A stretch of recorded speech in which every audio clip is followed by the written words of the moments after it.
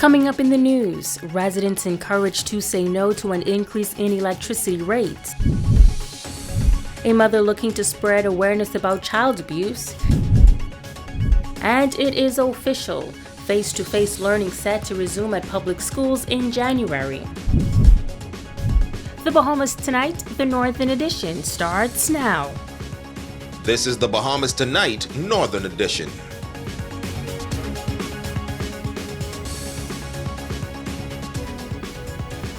This is the Bahamas Tonight, the Northern Edition. Good evening, all. I'm Megan Shepard. Thank you so much for tuning in.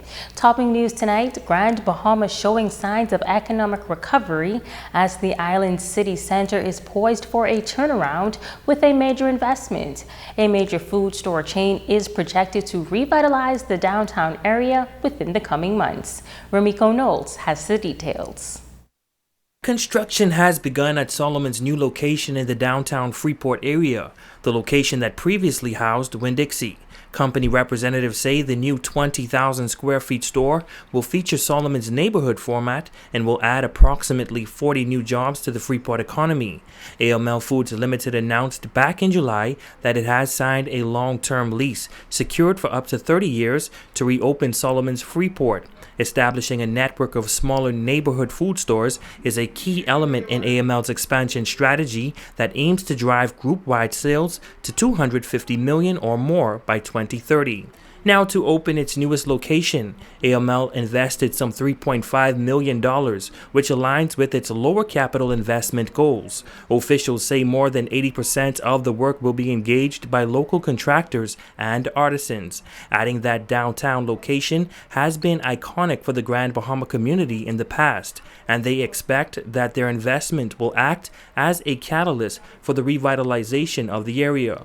The newest Solomon's location is expected to open in March of next year, and officials say priority will be given to Grand Bahamians for all job openings.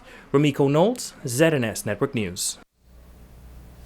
A local organization calling on the Grand Bahama Power Company to cease from imposing any additional increases in electricity rates on Grand Bahama.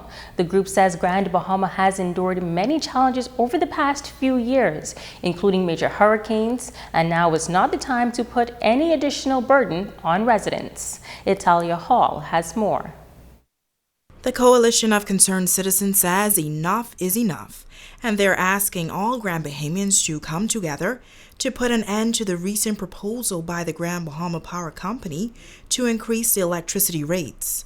President of the coalition, Pastor Eddie Victor, claims that the company has reported to their stakeholders that they expect to receive an increase in electricity rates. But how is this when the application is pending before the Regulatory Committee of the Grand Bahama Power Company, pending consultation with the public, the government of the Bahamas, the residents of the Bahamas, or Grand Bahama, the businesses on Grand Bahama, the hotel and tourist industry in Grand Bahama, all do not support the increase in the rates of electricity. Victor says EMERA results for the 2021 third quarter and 9 months to end September 2021 shows Grand Bahama Power contribution to its new income has risen significantly year after year. Member of the coalition, Pastor Margot Victor, telling the power company that they are not just in position to serve their stakeholders, but to serve the people of Grand Bahama and the community. If people no longer can turn on their air conditioners, can no longer use their hot water heater, some do not even have power, then you are no longer solving the problem in this community. Supporting baseball teams and having employee Christmas parties, it's not enough. While the populace is slowly falling below substandard living. Senator Kirkland Russell condemning the power company for the move and says this is the time for the Grand Bahama Port Authority, the regulators, to demonstrate their commitment to the people of Grand Bahama. Grand Bahama has went through 3 solid years, and I could go back as far as Hurricane Francis and Jean and Wilma 2004, 2005. Then Hurricane Matthew in 2016. Grand Bahama has experienced some of the worst economy, joblessness, poverty, suffering that it has ever experienced in its history. This is absolutely not the time to even be discussing rate hike.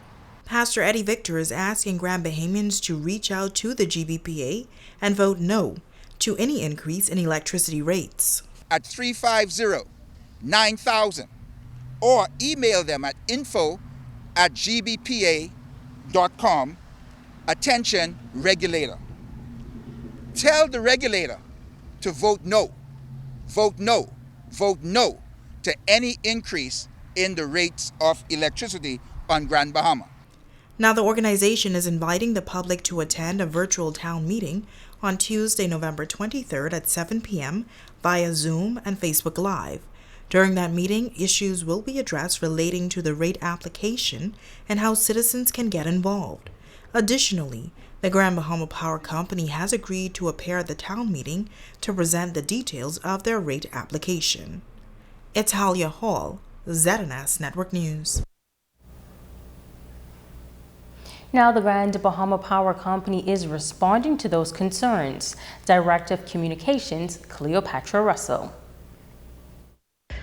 We are mandated by the Grand Bahama Port Authority and the regulatory framework that governs our utility company to file a rate adjustment every 3 years. This rate adjustment is our first adjustment since 2016. Our application requests that 42% of our customers will either experience a decrease or no impact to their power bills. Russell says GBPC is cognizant of the challenges Grand Bahama residents are facing at this time. While we know that it is never a good time for there to be a rate increase to our customers, we are very cognizant of the economic impact and how reliable power and the cost of the reliable power can impact an economy. This is why at Grand Bahama Power Company, the new rate adjustment encourages energy efficiency in our customers in alignment with the national energy policy. It is also why we have developed an economic development rate that encourages new investments to the island.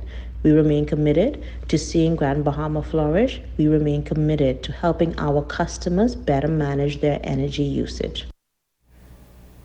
A local human rights activist is commending the Minister of Labor and Immigration tonight for his work as it relates to granting citizenship to persons that have been living in limbo in the country. In this report, the activist says that this Christ-like work is long overdue. Vice President of Rights Bahamas, Joseph Darville, commending the Minister of Labor and Immigration, the Honorable Keith Bell, for what he calls giving much-needed attention to those that have long been neglected. It has been a tragedy of immense proportions as human beings have been in limbo, abandoned, frightened for years, literally decades. When persons' fundamental rights are thus abused, some recompense is in order. Persons for long years have and are still awaiting the official recognition of their legitimate right to citizenship. We are not talking about illegal aliens, but citizens with potential rights and privileges.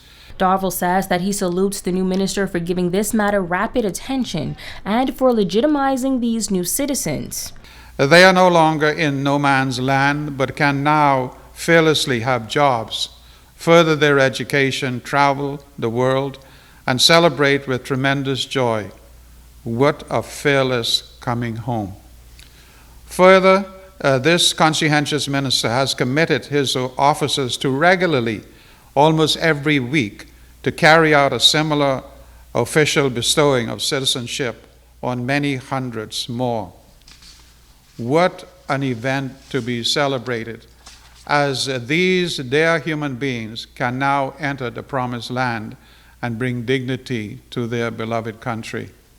Darville also noting the upgrades underway at the detention center in the nation's capital. And I was so happy to see that, because that's been a crying shame. It's been despicable. At one point in time, they even housed women and children in there, but now they have what they call a safe house for the women and children. And so that is, again, I think, priority on his table, that he is going to expand that and put it in livable condition, because those people cannot be living in a state like that. I mean, for whatever reason or however they got to the Bahamas, they have to be treated as dignified human beings. While the fight continues to spread awareness about child abuse after 4-year-old Bella Walker was recently murdered in the nation's capital, a mother is leading the charge locally, forming Justice for Bella, GBI. She says this fight is near and dear to heart because her young son was also murdered 8 years ago. Renique Burrows says she knows all too well the emotional trauma Bella's family is experiencing as her young son was murdered at the hands of his father back in 2013. She says that is why, following the tragic death of baby Bella Smith, she sprung into action to form Justice for Bella, GBI, with the blessing of her father. Burrows shares what she hopes to accomplish with the support of the community.